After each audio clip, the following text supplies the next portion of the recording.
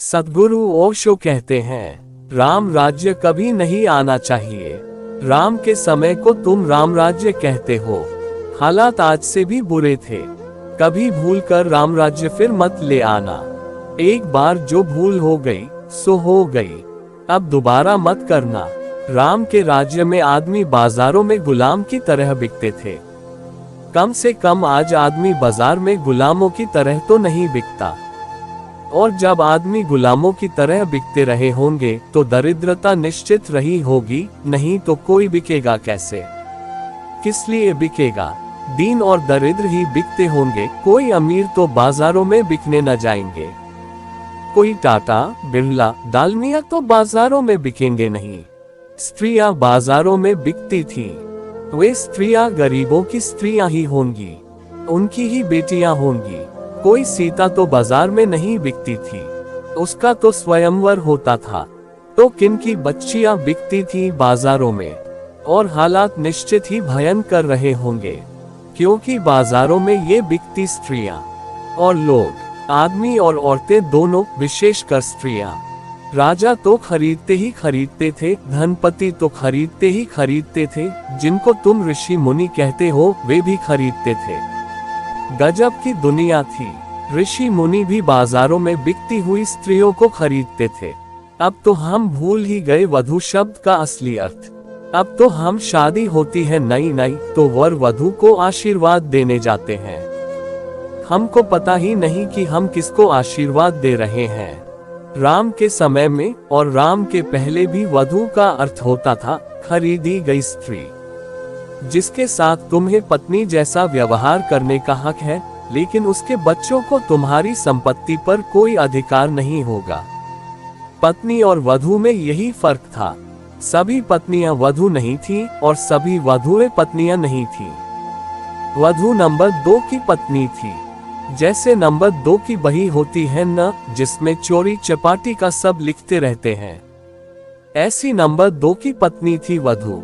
ऋषि मुनि भी वधुएं रखते थे, और तुमको यही भ्रांति है कि ऋषि मुनि गजब के लोग थे। कुछ खास गजब के लोग नहीं थे। वैसे ऋषि मुनि अभी भी तुम्हें मिल जाएंगे। इन ऋषि मुनियों में और तुम्हारे पुराने ऋषि मुनियों में बहुत फर्क मत पाना तुम। कम से कम इनकी वधुएं तो नहीं हैं। कम से कम ये बाजार से स्त्रियां तो नहीं खरीद ले आते। इतना बुरा आदमी तो आज पाना मुश्किल है जो बाजार से स्त्री खरीद कर लाए। आज यह बात ही अमानवीय मालूम होगी, मगर यह बात राम राज्य में जारी थी। राम राज्य में शूद्र को हक नहीं था वेद पढ़ने का। यह तो कल्पना के बाहर की बात थी कि डॉक्टर अंबेडकर जैसा अतिशूद्र और राम के समय में भारत के विधान का रचयिता हो सकता था। असंभव। खुद राम ने एक शूद्र के कानों में सीसा पिघलवा कर भरवा दिया था। गरम सीसा, उबलता हुआ सीसा, क्योंकि उसने चोरी से कहीं वेद के मंत्र पढ़े जा रहे थे, वे छिपकर सुन लिए थे। यह उसका पाप था, यह उसका अपराध था। और राम तुम्हारे मर्यादा पुरुषोत्तम है। राम को तुम अवतार कहते हो, और महात्मा गांधी राम राज्य को फिर से लाना चाहते थे। क्या करना है राम राज्य लाकर? शूद्रों के कानों में फिर से सीसा पिघलवा कर भरवाना है। उसके कान तो फूट ही गए होंगे, शायद मस्तिष्क भी विकृत हो गया होगा। उस गरीब पर क्या गुजरी, किसी को क्या लेना देना। शायद आंखें भी खराब हो गई होंगी, क्योंकि ये सब जुड़े हैं। कान, आंख, नाक, मस्तिष्क सब जुड़े हैं। और दोनों कानों में अगर सीसा उबलता हुआ डल जाए, उबलते हुए शीशे की जरा सोचो। उबलता हुआ सीसा जब कानों में भर दिया गया होगा तो चला गया होगा पर्दों को तोड़कर, भीतर मांस मज्जा तक को प्रवेश कर गया होगा, मस्तिष्क के स्नायुओं तक को जला गया होगा। फिर इस गरीब पर क्या गुजरी, किसी को क्या लेना देना है। धर्म का कार्य पूर्ण हो गया। ब्राह्मणों ने आशीर्वाद दिया कि राम ने धर्म की रक्षा की। यह धर्म की रक्षा थी। और तुम कहते हो मौजूदा हालात खराब हैं। हमें तो राम राज्य चाहिए। राम राज्य में युधिष्ठिर जुआ खेलते हैं, फिर भी धर्मराज थे। और तुम कहते हो मौजूदा हालात खराब हैं। क्या तुम आज किसी जुआरी को धर्मराज कहने की हिम्मत कर सकोगे? और जुआरी भी कुछ छोटे मोटे नहीं, सब जुए पर लगा दिया, पत्नी तक को दांव पर लगा दिया। एक तो यह बात ही अशोभन है क्योंकि पत्नी कोई संपत्ति नहीं है, मगर उन दिनों यही धारणा थी, स्त्री संपत्ति। उसी धारणा के अनुसार आज भी जब बाप अपनी बेटी का विवाह करता है तो उसको कहते हैं कन्यादान। क्या गजब कर रहे हो? गाय भैंस दान करो तो भी समझ में आता है, कन्यादान कर रहे हो, यह दान है। स्त्री कोई वस्तु है। ये असभ्य शब्द, ये असंस्कृत हमारे प्रयोग शब्दों के बंद होने चाहिए। अमानवीय है, अशिष्ट है, असंस्कृत है। मगर युधिष्ठिर धर्मराज थे और दांव पर लगा दिया अपनी पत्नी को भी। हद का दीवानापन रहा होगा, पहुंचे हुए जुआरी रहे होंगे, इतना भी होश न रहा। और फिर भी धर्मराज धर्मराज ही बने रहे, इससे कुछ अंतर न आया। इससे उनकी प्रतिष्ठा में कोई भेद न पड़ा, इससे उनका आदर जारी रहा। भीष्म पितामह को ब्रह्मज्ञानी समझा जाता था, मगर ब्रह्मज्ञानी कौरवों की तरफ से युद्ध लड़ रहे थे। गुरु द्रोण को ब्रह्मज्ञानी समझा जाता था, मगर गुरु द्रोण भी कौरवों की तरफ से युद्ध लड़ रहे थे। अगर कौरव अधार्मिक थे, दुष्ट थे, तो कम से कम भीष्म में इतनी हिम्मत तो होनी चाहिए थी। और बाल ब्रह्मचारी थे और इतनी भी हिम्मत नहीं, तो खाक ब्रह्मचर्य था ये। किस लोलुपता के कारण गलत लोगों का साथ दे रहे थे। और द्रोण तो गुरु थे अर्जुन के भी, और अर्जुन को बहुत चाहा भी था। लेकिन धन तो कौरवों के पास था, पद कौरवों के पास था, प्रतिष्ठा कौरवों के पास थी। संभावना भी यही थी कि वही जीतेंगे। राज्य उनका था, पांडव तो भिखारी हो गए थे। इंच भर जमीन भी कौरव देने को राजी नहीं थे। और कसूर कुछ कौरवों का हो, ऐसा समझ में आता नहीं। जब तुम ही दांव पर लगाकर सब हार गए, तो मांगते किस मुंह से थे? मांगने की बात ही गलत थी। जब हार गए तो हार गए, खुद ही हार गए, अब मांगना क्या है? लेकिन गुरु द्रोण भी अर्जुन के साथ खड़े न हुए, खड़े हुए उनके साथ जो गलत थे। यही गुरु द्रोण एकलव्य का अंगूठा कटवा कर आ गए थे अर्जुन के हित में, क्योंकि तब संभावना थी कि अर्जुन सम्राट बनेगा। तब इन्होंने एकलव्य को इनकार कर दिया था शिक्षा देने से। क्यों? क्योंकि शूद्र था। और तुम कहते हो मौजूदा हालात बिल्कुल पसंद नहीं। निर्मल घोष, एकलव्य को मौजूदा हालात उस समय के पसंद पड़े होंगे। उस गरीब का कसूर क्या था?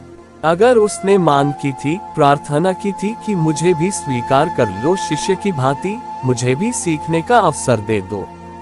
लेकिन नहीं, शूद्र को कैसे सीखने का अवसर दिया जा सकता है? मगर एकलव्य अनूठा युवक रहा होगा। अनूठा इसलिए कहता हूँ कि उसका खून नहीं खोला। खून खोलता तो साधारण युवक दो कौड़ी का, सभी युवकों का खोलता है, इसमें कुछ खास बात नहीं। उसका खून नहीं खोला, शांत मन से उसने इसको स्वीकार कर लिया। एकांत जंगल में जाकर गुरु द्रोण की प्रतिमा बना ली और उसी प्रतिमा के सामने शर संधान करता रहा। उसी के सामने धनुर्विद्या का अभ्यास करता रहा। अद्भुत युवक था। उस गुरु के सामने धनुर्विद्या का अभ्यास करता रहा जिसने उसे शूद्र के कारण इनकार कर दिया था, अपमान न लिया। अहंकार पर चोट तो लगी होगी, लेकिन शांति से, समता से पी गया। धीरे धीरे खबर फैलनी शुरू हो गई कि वह बड़ा निष्णात हो गया है। तो गुरु द्रोण को बेचैनी हुई, क्योंकि बेचैनी यह थी कि खबरें आने लगी कि अर्जुन उसके मुकाबले कुछ भी नहीं और अर्जुन पर ही सारा दांव था। अगर अर्जुन सम्राट बने और सारे जगत में सबसे बड़ा धनुर्धर बने, तो उसी के साथ गुरु द्रोण की भी प्रतिष्ठा होगी। उनका शिष्य, उनका शागिर्द ऊंचाई पर पहुंच जाए, तो गुरु भी ऊंचाई पर पहुंच जाएगा। उनका सारा का सारा न्यस्त स्वार्थ अर्जुन में था, और एकलव्य अगर आगे निकल जाए तो बड़ी बेचैनी की बात थी। तो यह बेशर्म आदमी, जिसको कि ब्रह्मज्ञानी कहा जाता है, यह गुरु द्रोण, जिसने इनकार कर दिया था एकलव्य को शिक्षा देने से, यह उससे दक्षिणा लेने पहुंच गया। शिक्षा देने से इनकार करने वाला गुरु जिसने दीक्षा ही न दी, वह दक्षिणा लेने पहुंच गया। हालात बड़े अजीब रहे होंगे। शर्म भी कोई चीज होती है, इज्जत भी कोई बात होती है, आदमी की नाक भी होती है। ये गुरु द्रोण तो बिल्कुल नाक कटे आदमी रहे होंगे। किस मुंह से जिसको दुत्कार दिया था उससे जाकर दक्षिणा लेने पहुंच गए। और फिर भी मैं कहता हूं, एकलव्य अद्भुत युवक था, दक्षिणा देने को राजी हो गया। उस गुरु को जिसने दीक्षा ही नहीं दी कभी। यह जरा सोचो तो, उस गुरु को जिसने दुत्कार दिया था और कहा कि तू शूद्र है। हम शूद्र को शिष्य की तरह स्वीकार नहीं कर सकते। बड़ा मजा है। जिस शूद्र को शिष्य की तरह स्वीकार नहीं कर सकते, उस शूद्र की भी दक्षिणा स्वीकार कर सकते हो। मगर उसमें षड्यंत्र था, चालबाजी थी।